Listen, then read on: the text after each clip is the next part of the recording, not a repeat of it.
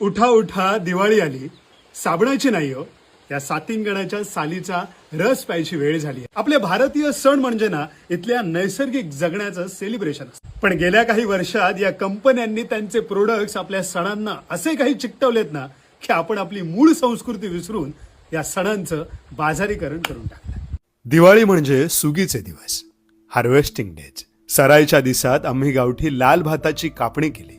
झोडपणी करून भात सुकून फाव कुटायला गिरणीवर गेलो. भट्टीतले गरमागरम पोहे गावठी भाताच्या सुगंधासहित घरात आणले.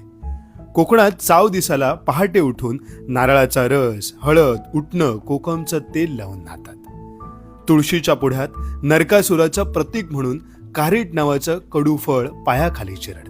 उपाशीपोटी सातिंगण नावाच्या औषधी झाडाच्या सालीचा कडू रस पितात. आधी शेतातल्या राखणधाराला उपार दाखवून मगच नव्या भाताचे खोबरं गुळ घालून केलेले गावठी फाव, रताळी, कणगी अशा सुपरफूडच्या न्यूट्रिशियस फराळासोबत खातात. नारळ बांबूपासून बनवलेल्या कंदिलांनी, कुंभाराकडल्या मातीच्या पणत्यांनी दिवाळीच्या काळोख्या रात्री समाधानातल्या आनंदात नांदणारं घर उजळून येतं.